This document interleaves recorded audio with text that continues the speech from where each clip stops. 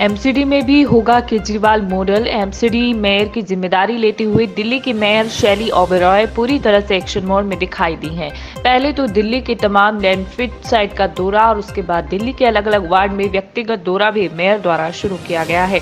होली के दूसरे दिन ही दिल्ली की मेयर दक्षिण दिल्ली के 2 वार्ड छतरपुर और महरौली में सुबह सुबह पहुंच गई और पूरे वार्ड का जायजा लिया। शुरुआत में मेयर साहिबा ने बताया है कि बीते 15 सालों में बीजेपी द्वारा एमसीडी में कोई भी अच्छे काम नहीं किए गए हैं, लिहाजा अब एमसीडी में भी जो काम होगा वह केजरीवाल मॉडल के तर्ज पर होगा। ब्यूरो रिपोर्ट, सिटीजन वॉइस, नई दिल्ली।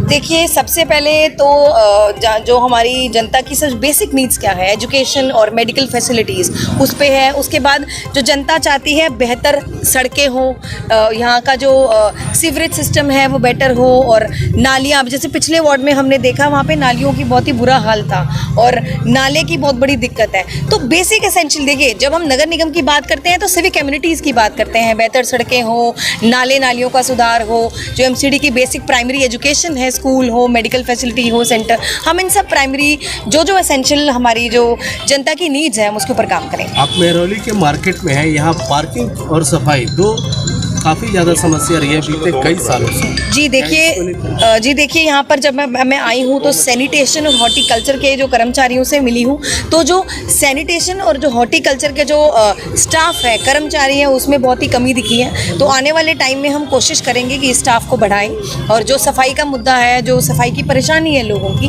उसमें हम उसका सोल्यूशन निकाल सकें। जी बिल्कुल, जो हमारे काउंसलर हैं रेखा चौधरी जी, साथ ही इनके हस्बैंड हैं महेंद्र चौधरी जी, इन लोगों ने जनता के लिए बहुत काम करा है यहाँ पर।